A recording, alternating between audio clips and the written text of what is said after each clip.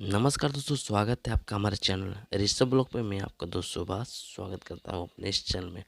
जी दोस्तों, वीडियो को पूरा देखिएगा लास्ट तक, और प्लीज़ यदि हमारे चैनल पर नए हैं तो चैनल को सब्सक्राइब जरूर करिए। जी दोस्तों, खेसारी लाल यादव का वारिस सॉन्ग का जो एक सेट सॉन्ग है उसका टीजर रिलीज हो चुका है VYRL भोजपुरी चैनल पर।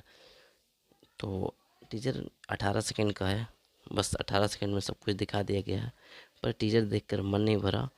तो प्लीज़ आप लोग इंतज़ार करिए और टीजर को जाकर देखिए, और टीजर को भी ट्रेंडिंग में लेके जाइए, जैसे मोशन पोस्टर अभी ट्रेंड में चल रहा उस तरह।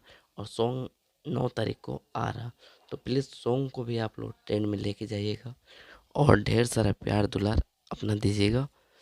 तब तक के लिए धन्यवाद, मिलते हैं अगली वीडियो में। प्लीज़ लाइक शेयर और सब्सक्राइब जरूर करिएगा हमारे चैनल को। धन्यवाद।